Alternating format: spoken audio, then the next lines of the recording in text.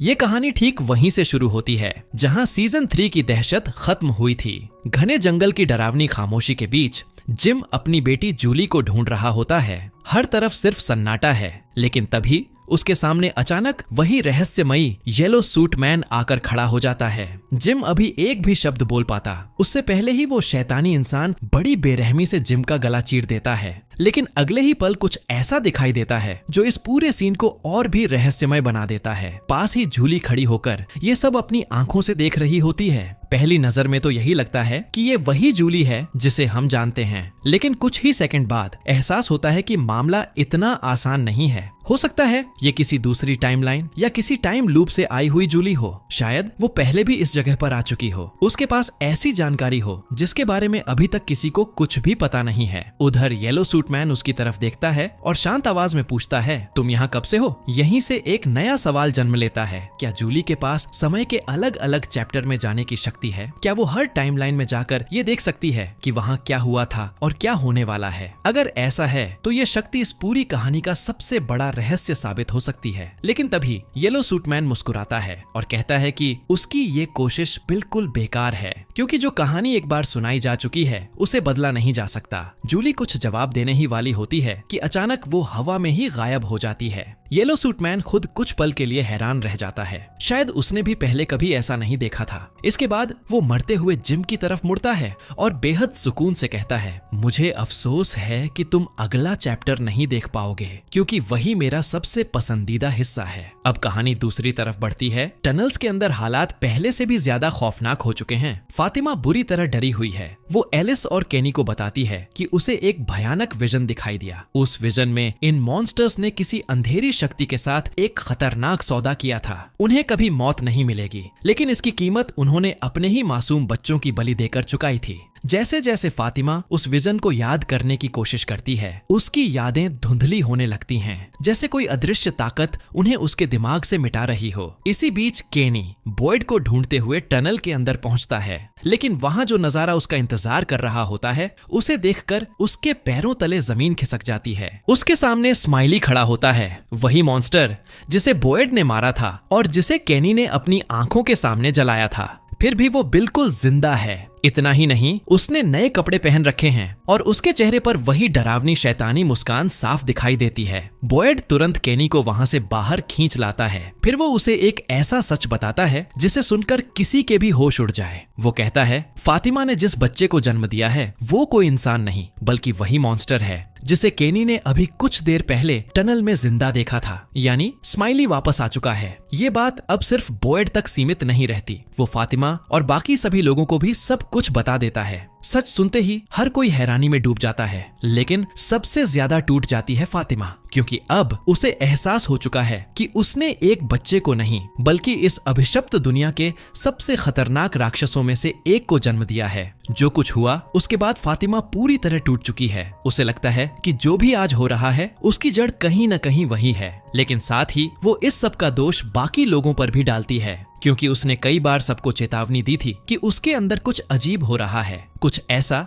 जो बिल्कुल सामान्य नहीं था। मगर किसी ने उसकी बात पर भरोसा नहीं किया और आज हालात इस मोड़ पर पहुंच चुके हैं जहां लौटना शायद नामुमकिन है। उधर कॉलोनी हाउस में भी हालात बेकाबू हो चुके हैं। सारा ने एल्गिन की एक आंख निकाल दी थी ताकि उससे फातिमा का ठिकाना उगलवा सके। अब एल्गिन खून से लथपथ कपड़ों में एक कोने में बैठा हुआ है। जैसे ही उसे एहसास होता है कि बाकी लोग वापस आने वाले हैं, वो वहां से भागने का फैसला करता है, क्योंकि उसे डर है कि अगर किसी ने उसे इस हालत में देख लिया तो शायद लोग उसे जिंदा नहीं छोड़ेंगे। इसी दौरान क्रिस्टी एल्गिन के जख्म देखकर सन्न रह जाती है। उसके हाथों के नकल्स टूट चुके हैं, शरीर पर गहरे घाव हैं और उसकी हालत बेहद खराब है। एल्गिन धीमी आवाज में क्रिस्टी से पूछता है, क्या मैं एक बुरा इंसान हूँ? लेकिन क्रिस्टी उस सवाल का जवाब नहीं देती। वो सिर्फ उसके घावों का इलाज करने में लगी रहती है। शायद इसलिए क्योंकि इस शहर में अब सही और गलत, सच और झूठ, इंसान और राक्षस सबके बीच की रेखा धीरे धीरे मिटती जा रही है। दूसरी तरफ शेरिफ ऑफिस में बॉयड पूरी तरह टूट चुका है। वो अब लड़ने की तैयारी नहीं कर रहा बल्कि गोलियां इकट्ठा कर रहा है। जब केनी उससे इसकी वजह पूछता है तो बॉयड ऐसा जवाब देता है जिसे सुनकर रोंगटे खड़े हो जाते हैं। वो कहता है, इन मॉन्स्टर्स को हराना मुमकिन नहीं है, इसलिए इससे पहले कि वे हम सबको खत्म करें,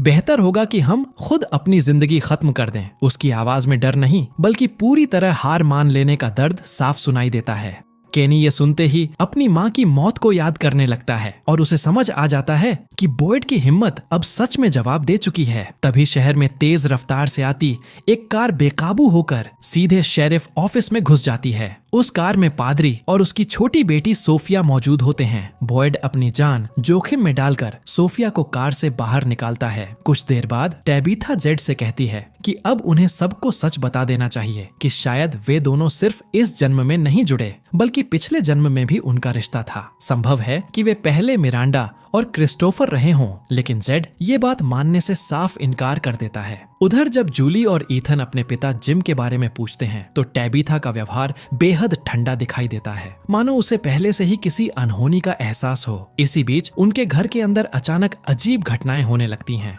सामान अपने आप हवा में उड़ने लगता है, जैसे कोई अदृश्य शक्ति पूरे घर में घूम रही हो। लेकिन इस एपिसोड का सबसे बड़ा झटका अभी बाकी था। क्लिनिक में केनी अकेला होता है। सोफिया बाहर से एक मासूम बच्ची दिखाई देती है। वो केनी से मुस्कुराकर कहती है, क्या आप मेरे साथ प्रेयर करेंगे, क्योंकि भगवान हर जगह हैं। बेचारा केनी उसकी बातों पर भरोसा कर लेता है, लेकिन जैसे ही प्रेयर शुरू होती है केनी अचानक गहरी नींद में चला जाता है और तभी सोफिया हवा में उठने लगती है। कुछ ही पलों में वो सीधे पादरी के पास पहुंच जाती है और यही सच सामने आता है। वो सोफिया असल में सोफिया थी ही नहीं, वो कोई और नहीं बल्कि वही रहस्यमयी येलो सूट मैन था जिसने एक बच्ची का रूप धारण किया हुआ था। उसने पादरी को भी धोखे में रखा। उसे कहा कि वो रास्ता भूल गई है और इसी बहाने पादरी ने उसे अपनी कार में बैठा लिया। लेकिन अपनी रहस्यमयी शक्ति का इस्तेमाल करते हुए येलो सूट मैन कार को जोरदार टक्कर करवा देता है। पादरी वहीं दम तोड़ देता है। मरने से पहले उसे भी वही बात सुनने को मिलती है जो जिम ने सुनी थी। केनी अचानक नींद से जागता है।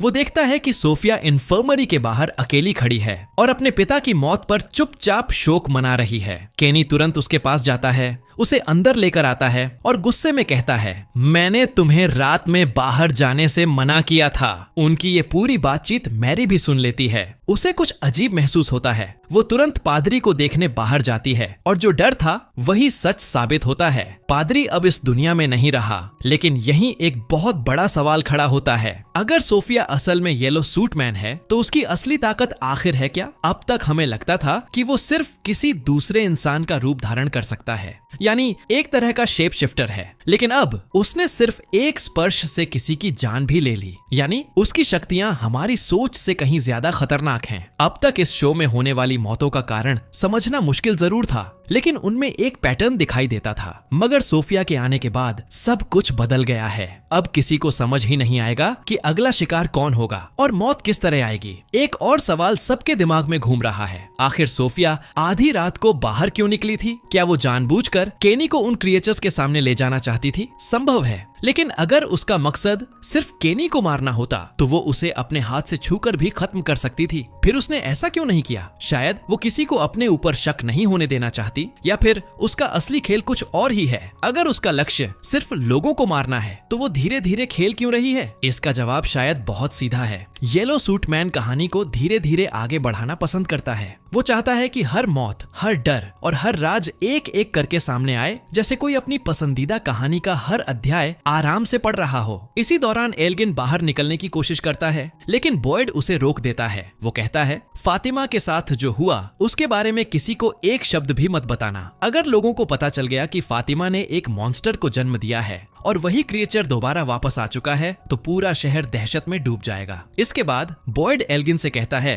कि उसकी चोटों के बारे में सिर्फ एक साधारण झूठ बोल देना, लेकिन एल्गिन हिम्मत करके पूछता है, अगर मैं सच बता दूं तो? ये सुनते ही बॉयड का चेहरा बदल जाता है। वो उसे सीधी धमकी देता है और कहता है, अगर तुमने सच बताया तो टिल्ली की मौत का पूरा इल्जाम मैं तुम्हारे सिर पर डाल दूंगा। फिर पूरा शहर तुमसे नफरत करेगा और तुम हमेशा के लिए सबसे अलग कर दिए जाओगे। इतनी बड़ी धमकी सुनने के बाद एल्गिन के पास चुप रहने के अलावा कोई दूसरा रास्ता नहीं बचता। लेकिन बॉयड यह भी कहता है कि सच चाहे जितना भी छिपा लो, एक दिन बाहर जरूर आता है। उसकी सबसे बड़ी चिंता यह है कि अगर लोगों को पता चल गया कि स्माइली के दोबारा जिंदा होने में एल्गिन का भी हाथ था तो गुस्साई भीड़ उसे जिंदा नहीं छोड़ेगी। इसी सोच के साथ बॉयड कॉलोनी हाउस से बाहर निकलता है, लेकिन तभी उसकी नजर एक खून टपकते हुए बैग पर पड़ती है जो एक पुराने साइन बोर्ड से लटका हुआ होता है। उसी समय टैबिथा भी उसे देख लेती है। एक पल के लिए उसे लगता है कि उस बैग के अंदर जिम की लाश है। घबराकर वो तुरंत जूली से कहती है, ईथन को लेकर यहाँ से दूर चली जाओ अभी। बॉयड और बाकी लोग धीरे धीरे उस बैग को नीचे उतारते हैं, लेकिन बैग खुलते ही पता चलता है कि उसके अंदर जिम नहीं बल्कि एक मरी हुई बकरी है। सब लोग राहत की सांस भी नहीं ले पाते कि तभी जूली की चीख पूरे टाउन में गूंज उठती है। हर कोई दौड़कर वैन के पास पहुंचता है और जो नजारा उनके सामने होता है उसे देखकर सबकी सांसें थम जाती हैं। वहां जिम की लाश लटकी हुई होती है। उसका शरीर अंदर से पूरी तरह खाली कर दिया गया है और दीवार पर खून से एक संदेश लिखा होता है, knowledge comes at a cost, यानी ज्ञान की कीमत चुकानी पड़ती है। ये सिर्फ एक हत्या नहीं थी, ये सीधा मानसिक हमला था। क्रिएचर्स ने लोगों की बची खुची उम्मीद भी तोड़ने की कोशिश की थी और जिस तरह ये सब प्लान किया गया उसे देखकर लगता है कि इसके पीछे उसी रहस्यमयी सोफिया यानी येलो सूट मैन का हाथ हो सकता है। ये दृश्य टैबिथा को पूरी तरह तोड़ देता है। वो वहीं बिखर जाती है। बाद में बॉयड और बाकी लोग जिम की बॉडी को चर्च ले जाते हैं। उधर जेड फिर से अपनी थ्योरी सबके सामने रखता है। उसका मानना है कि इस टाउन में मौजूद हर इंसान एक अंतहीन रीइंकार्नेशन टाइम लूप में फंसा हुआ है। हर चक्र में कहानी लगभग वही रहती है, सिर्फ किरदार बदल जाते हैं। जेड के अनुसार जिम की मौत इसलिए हुई क्योंकि वो इस जगह की सच्चाई के बहुत करीब पहुंच चुका था। हैरानी की बात यह है कि इस बार बॉयड भी उसकी बात से पूरी तरह असहमत नहीं होता, लेकिन वो इतना जरूर कहता है, अगर जवाब मिल सकते हैं तो हमें उन्हें ढूंढना बंद नहीं करना चाहिए। इसी दौरान जूली फिर से रैंडल के पास जाती है। वो उससे मदद मांगती है। वो चाहती है कि रैंडल उसके साथ एक बार फिर स्टोरी वॉकिंग की कोशिश करे। जूली ट्रांस जैसी अवस्था में चली जाती है और अचानक खुद को उसी पल में पाती है जब वे पहली बार इस शहर में आए थे और मॉन्स्टर्स उनका पीछा कर रहे थे। इस बार जूली कोशिश करती है कि वो अतीत को बदल दे, लेकिन एक क्रिएचर उसे पकड़ लेता है। वो लगभग उसे मार ही देता कि तभी रैंडल उसे ट्रांस से बाहर खींच लेता है। अब सबसे बड़ा सवाल यही है, जूली हर बार उसी पल में क्यों पहुंचती है? क्या रैंडल की मौजूदगी उसके विजन को प्रभावित कर रही है या उस घटना का इस पूरी कहानी से कोई गहरा रिश्ता है? दूसरी तरफ जेड फिर टैबिथा के पास पहुंचता है और अपनी थ्योरी समझाने की कोशिश करता है, लेकिन टैबिथा उस समय गहरे सदमे में होती है। वो साफ कह देती है, मुझे अकेला छोड़ दो। फिर भी जेड अपनी बात दोहराता रहता है। आखिरकार टैबिथा गुस्से में फट पड़ती है। वो कहती है, काश जिम की जगह तुम मर गए होते। ये सुनकर जेड पूरी तरह चुप हो जाता है। उसकी बात गलत नहीं थी, लेकिन उसे कहने का समय बिल्कुल गलत था। इसी उथल पुथल के बीच अकोस्टा अचानक एम्बुलेंस चुराकर वहां से भागने की कोशिश करती है। क्रिस्टी उसे शांत करने के लिए उसके साथ चली जाती है, लेकिन बॉयड और बाकी लोग एक स्पाइक स्ट्रिप बिछाकर एम्बुलेंस को रोक देते हैं। आखिरकार अकोस्टा को काबू में कर लिया जाता है। संभव है अब उसे कुछ समय के लिए सबसे अलग रखा जाए। शाम होते होते टैबिथा एक बार फिर चर्च पहुंचती है। वो जिम की निर्जीव देह के पास बैठती है और टूटे हुए दिल से उससे माफी मांगती है। ये पल पूरे एपिसोड के सबसे भावुक दृश्यों में से एक बन जाता है। कुछ देर बाद जब टैबिथा घर लौटती है तो उसे एक रहस्यमयी संदेश मिलता है। उधर केनी को भी आखिरकार जिम की मौत की खबर मिल जाती है। ये सुनकर वो सारा के साथ सोफिया को लेकर डाइनिंग एरिया की ओर चला जाता है। वहाँ पहुँचने के बाद एक और अजीब बात सामने आती है। सोफिया वहाँ रखी पुरानी चीजों को बड़ी गौर से देख रही होती है। उसकी नजर में वे सिर्फ पुराने सामान नहीं हैं। वो धीमी आवाज में कहती है, ये चीजें उन लोगों की हैं जो कभी यहाँ रहते थे। टाउन में सुबह का माहौल बाकी दिनों से बिल्कुल अलग था, क्योंकि आज लगभग पूरा टाउन एक साथ इकट्ठा हुआ था। वजह थी जिम और उस शख्स का डबल फ्यूनरल, जिसे अब तक लोग सोफिया का पिता समझ रहे थे। जिम की मौत का सदमा अभी भी हर किसी के चेहरे पर साफ दिखाई दे रहा था और उसके साथ उस पादरी को भी दफनाया जा रहा था, जिसकी मौत भी उसी खौफनाक सिलसिले का हिस्सा बन चुकी थी। लेकिन सबसे अजीब बात यह थी कि हम जानते हैं सोफिया जैसी दिख रही है कहानी उससे कहीं ज्यादा अजीब है, और जिस शख्स को उसका पिता समझा जा रहा था उसकी असली कहानी भी अभी पूरी तरह सामने नहीं आई है। फ्यूनरल के दौरान पूरा माहौल बेहद शांत था। कोई ज्यादा बात नहीं कर रहा था। हर कोई अपने अपने तरीके से इस नुकसान को समझने और स्वीकार करने की कोशिश कर रहा था। तभी हम देखते हैं कि टैबिथा भी अपने बच्चों के साथ वहां पहुंचती है। उसने बच्चों को इस मौके के हिसाब से तैयार किया है। उनके कपड़े देखकर ऐसा लगता है जैसे वो उन्हें आखिरी बार अपने पिता को सम्मान देने के लिए लेकर आई हो। लेकिन इस पूरे माहौल में सबसे ज्यादा भारी चीज थी वो खामोशी। हर किसी के पास कहने के लिए कुछ था, लेकिन शायद किसी के पास उसे शब्दों में बयां करने की ताकत नहीं थी। और फिर बॉयड आगे बढ़ता है। टाउन के लीडर होने के नाते उसे सबके सामने कुछ कहना था। वो खुद को मजबूत दिखाने की पूरी कोशिश करता है, लेकिन उसकी आवाज में छिपी थकान और अंदर से टूट चुका इंसान साफ महसूस किया जा सकता था। वो बोलना शुरू ही करता है कि अचानक आसमान से कौवों का एक विशाल झुंड वहां आ पहुंचता है। सभी लोग ऊपर देखते हैं, क्योंकि फ्रॉमविले में कौवों का इस तरह फ्यूनरल के बीच आ जाना कोई सामान्य बात नहीं थी। ये सिर्फ कुछ पक्षी नहीं थे जो ऊपर से उड़कर निकल रहे थे। उनका व्यवहार बेहद अजीब था, जैसे वो किसी ऐसी चीज का इंतजार कर रहे हों जिसका मतलब बाकी लोगों से कहीं ज्यादा उन्हें पता हो। और यहीं से पूरे माहौल में एक और डर पैदा हो जाता है, कुछ ऐसा डर जिसे कोई ठीक से समझ नहीं पा रहा था।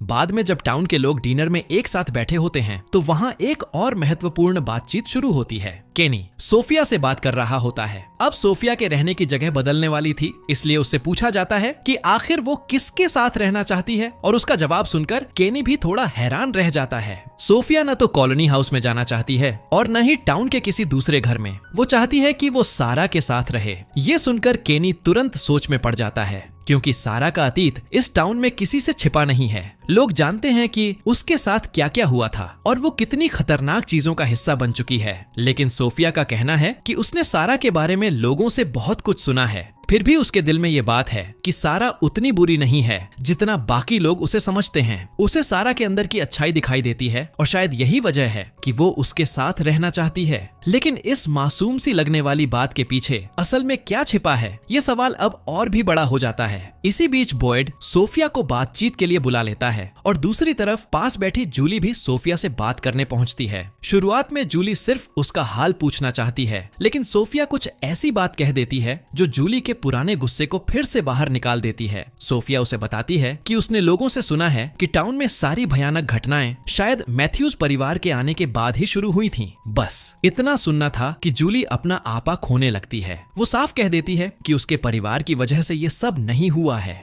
बात इतनी बढ़ जाती है कि बॉयड को बीच में आना पड़ता है और इसके बाद जूली अपनी माँ टैबिथा के साथ वहां से चली जाती है। लेकिन इस पूरी बातचीत में सबसे डरावनी चीज सोफिया की बातें नहीं थीं, बल्कि ये थी कि वो लोगों की कमजोरियों को कितनी आसानी से पहचान रही थी। वो जो कुछ सुन रही है उसे अपने तरीके से इस्तेमाल कर रही है और धीरे धीरे लोगों के बीच शक और गुस्सा पैदा कर रही है। इसी दौरान जूली अपनी माँ से बात करते हुए फ्यूनरल में हुए उस अजीब नजारे का जिक्र करती है। वो कहती है कि उसने कौवों को देखा था, लेकिन उसके हिसाब से वो वहां सिर्फ मंडरा नहीं रहे थे। उन्हें देखकर ऐसा लग रहा था जैसे वो उस पूरे मंजर का जश्न मना रहे हों। और यहीं पर जूली की एक बात पूरे एपिसोड का माहौल बदल देती है, क्योंकि शायद वो कौवे शोक मनाने नहीं आए थे, शायद वो जश्न मनाने आए थे। और अगर जूली की बात सही है तो फिर सवाल ये है कि आखिर वो किसकी जीत का जश्न मना रहे थे। क्योंकि फ्रेमविले में जब कोई चीज इतनी अजीब तरह से खुश नजर आए तो समझ लेना चाहिए कि असली मुसीबत शायद अभी शुरू हुई है। मतलब किसी के लिए ये एक जीत है, लेकिन उसी पल हमें एहसास होता है कि किसी और के लिए यही मौत एक तरह का एंटरटेनमेंट बन चुकी है। और इसी बीच कहानी की एक और परत खुलती है। विक्टर पहले से ही अपनी पुरानी यादों से जूझ रहा है। वो ईथन के पास जाता है, उसे शांत करने की कोशिश करता है और फिर अपने साथ कॉलोनी हाउस ले आता है। लेकिन ईथन अभी भी वहां से जाना चाहता है। वो विक्टर से कहता है कि वो उसे सब कुछ बताएगा, बस एक शर्त पर। उसे उस जगह तक ले जाना होगा जहां वो चीज मौजूद है जिसे वो ढूंढ रहा है। ईथन बताता है कि उसके पिता की मौत से पहले उसे उस सपने के बारे में एक सुराग मिला था जो उसने टाउन में आने के दौरान देखा था। शायद वही सुराग उन्हें इस जगह से बाहर निकलने का रास्ता दे सकता है। विक्टर उसकी मदद करने के लिए तैयार हो जाता है, लेकिन वहां पहुंचकर उन्हें वो चीज नहीं मिलती। इसके बजाय विक्टर की नजर एक आदमी के कपड़ों पर पड़ती है और उसे देखते ही वो पूरी तरह जम जाता है, क्योंकि ये वही कपड़े हैं जो उसकी एक पुरानी और बेहद डरावनी याद से जुड़े हैं। विक्टर नीचे बैठ जाता है और उसका ब्रेक डाउन होने लगता है।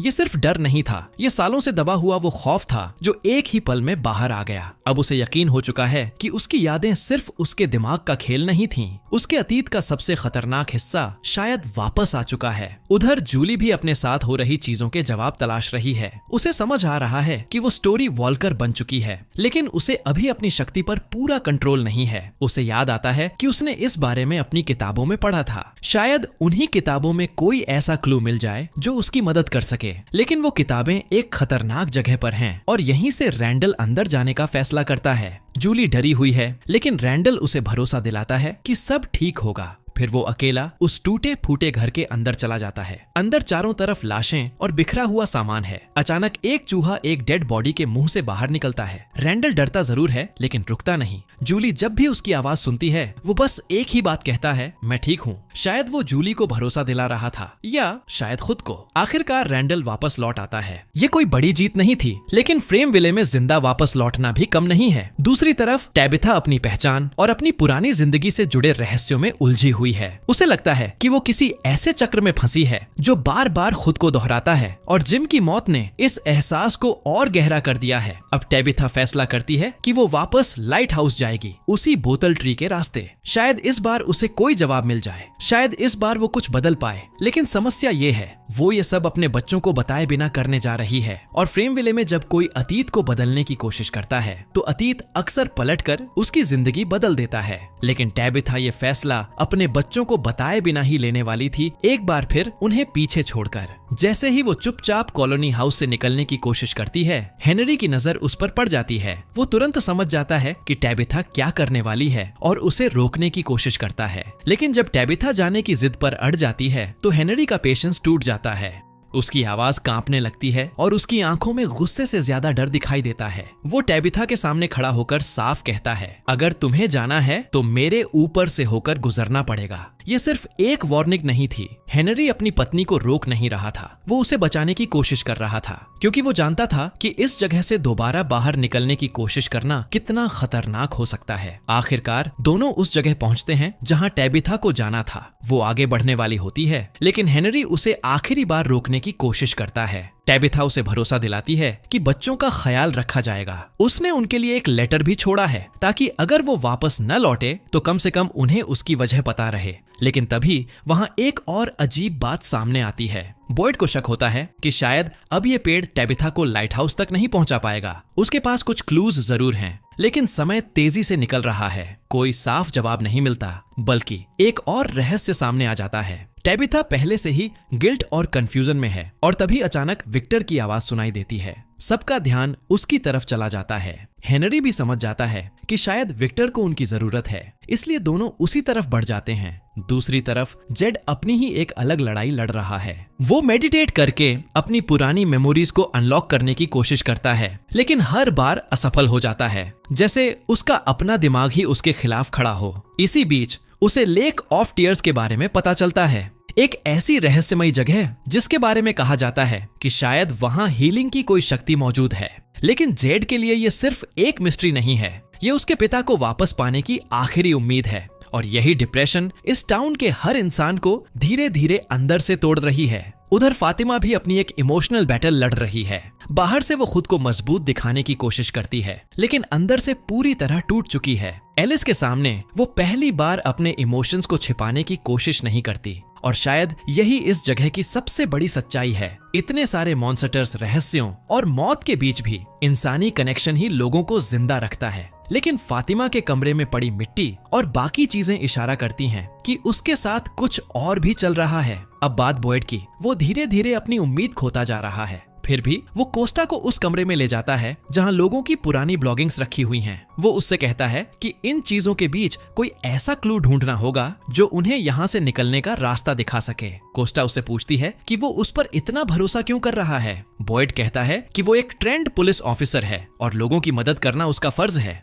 लेकिन उसके लिए ये सिर्फ ड्यूटी नहीं है। वो कोस्टा में एक ऐसे इंसान को देखता है जिसे इस जगह में भी एक मौका मिलना चाहिए। बॉयड ग्रिफ के पास बैठा हुआ है। पहली बार वो किसी मजबूत लीडर से ज्यादा एक थका हुआ और कमजोर इंसान नजर आता है। तभी अचानक मिट्टी के अंदर कुछ हिलता है। बॉयड नीचे देखता है और अगले ही पल मिट्टी को चीरता हुआ एक हाथ बाहर निकलता है। वो हाथ बॉयड को पकड़ लेता है और नीचे खींचने लगता है। बॉयड की सांसें तेज हो जाती हैं। वो खुद को छुड़ाने की पूरी कोशिश करता है, लेकिन तभी सीन कट हो जाता है। कोई जवाब नहीं, कोई एक्सप्लेनेशन नहीं, सिर्फ बॉयड का डर और वो हाथ। क्योंकि फ्रॉमविले में एक बात कभी नहीं भूलनी चाहिए, जब तुम्हें लगता है कि तुमने इस जगह के नियम समझ लिए हैं, तभी ये जगह अपने नियम बदल देती है। और इसी के साथ फ्रॉम सीजन 4 के एपिसोड 1, 2 और 3 यहीं समाप्त होते हैं। अगर आप आगे आने वाले सभी एपिसोड्स की पूरी हिंदी एक्सप्लेनेशन देखना चाहते हैं तो चैनल को सब्सक्राइब करना बिल्कुल मत भूलिए और कमेंट में जरूर लिखिए पार्ट 2 मिलते हैं अगली धमाकेदार वीडियो में। तब तक के लिए जय हिंद।